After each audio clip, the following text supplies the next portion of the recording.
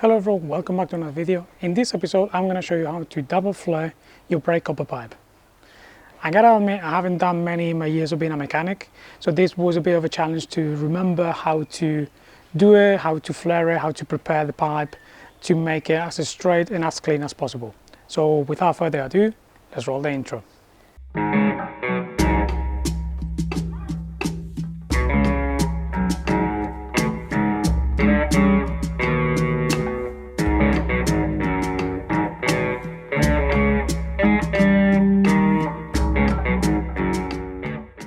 Alright, so as I said before, I'm not an expert on flaring, but you can see right here, this is what the OEM looks like. OEM brake pipe, double flare. We're going to try to emulate that. Right, so what I'm going to do is use this to cut my pipe. I'm just going to cut a piece of this copper pipe. Now, when you cut in, and you put it in between there, let me just get it in there, please. Get in there. All right, so we got it there, nice and tight. As you can see right here, I'm going to step on this side so you can see it with lights. Right, so we got it there, and we just tighten this just enough so we can rotate this around. Okay, so we just go like that, and the more you rotate, the more you're going to be able to tighten it. But I would say 1 or 2 turns and then you tighten it up again. Don't go too hard on it, don't tighten it too much, because otherwise what you're going to do is deform the pipe and then it's not good. So we just keep on doing that until you're going to notice that the pipe breaks and we lose the piece of pipe as well. As you can see, my pipe is not straight, so I should have tried to make that straight, but well, for the sake of this, let's use it.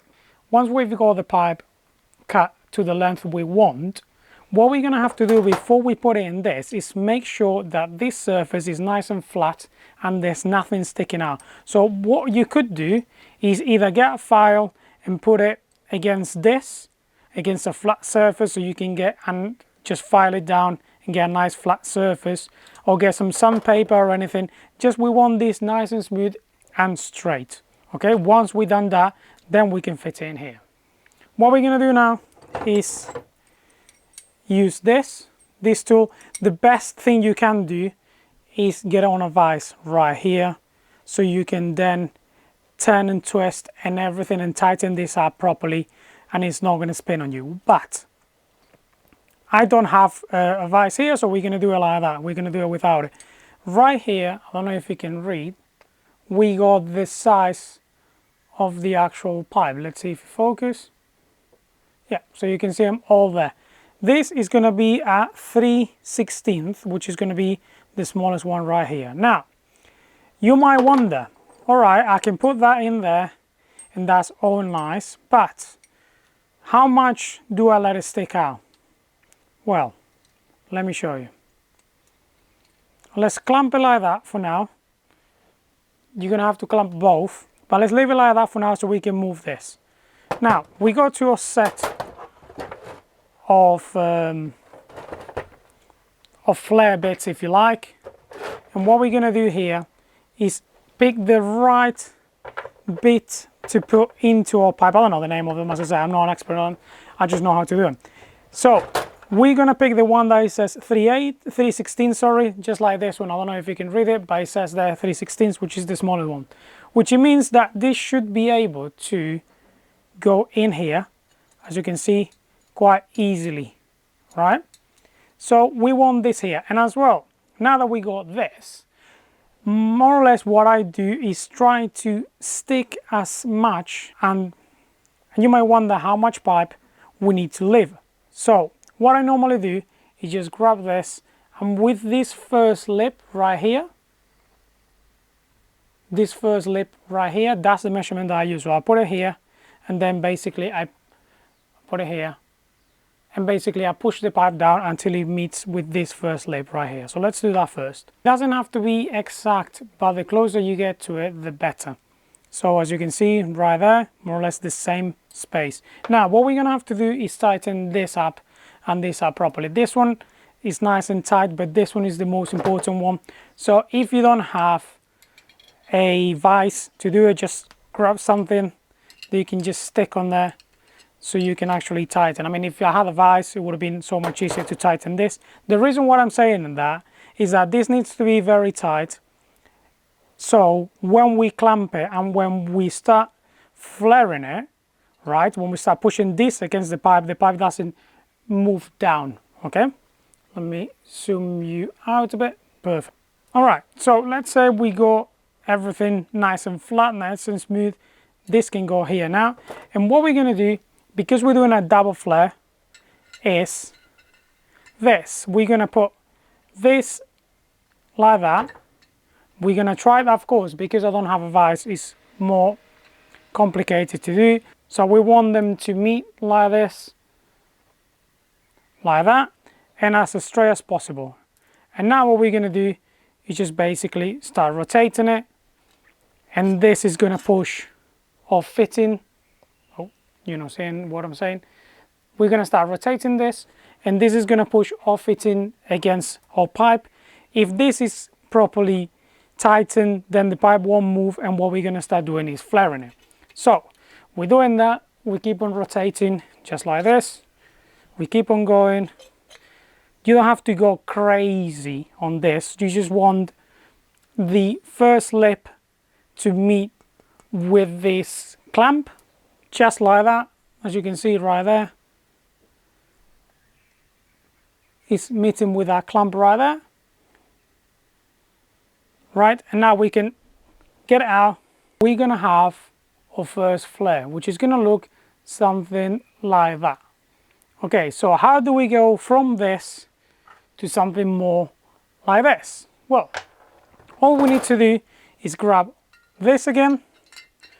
As I said, sorry, I don't know the name. And what we're going to do is wind it down until this here, this bit here, meets with our hole right there.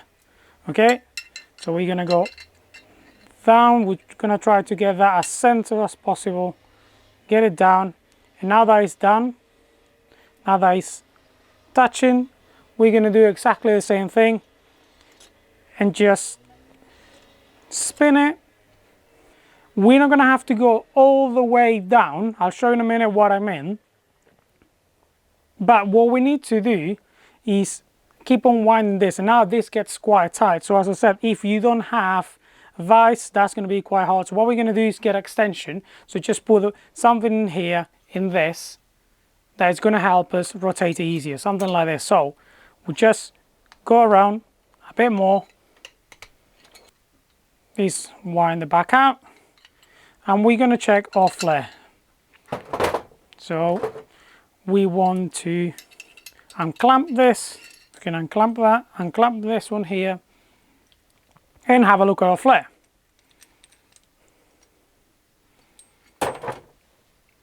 And as you can see, our flare is done. Right? So, where is the original one? So you can compare both right here. Right, but I think we have got them pretty much spot on.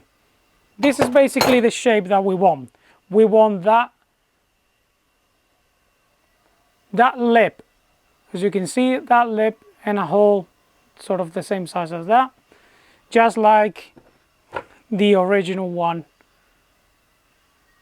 has. Just like the original one has. Yeah, just like that. If you go too hard on the second flare, this is what is going to happen to you. You can see it's split there, and it pushed it way too far. That's what I meant when I said you don't have to go all the way down with this. You only need to go as far as getting that lip like that. And that is basically how I've done my flares. I mean, they're not perfect, but I've done them a few times and they never leaked. So yeah, that's exactly how I've done mine. You might have another way. You might say, oh, you're an idiot, you shouldn't do it like this, or you should do this, or you should do that. As I said, I'm not an expert. I just learned how to do the basics. And I think, to be honest, this one came out even better than the ones I did in the car, so you know, lucky me. But yeah, hopefully this helped you. Hopefully this shows you a bit that it's not maybe as scary to make them. You just have to be patient, and of course remember always to put your fitting before you do your flare. Otherwise, once you do the flare, if you don't put the fitting, it's useless. So yeah, remember to do that. And just like that, you should be able to double flare your copper pipe and fit in your vehicle. Unfortunately, I had to do it in this one, as apparently on these Mark III Imprezas and Foresters it's quite common for them to break, where the two-way connector is underneath the rear passenger seat. But yeah, that's another story, so if you want to watch that, stay tuned. But as usual, thank you for watching, thank you for liking, thank you for subscribing if you do, and I shall see you very shortly.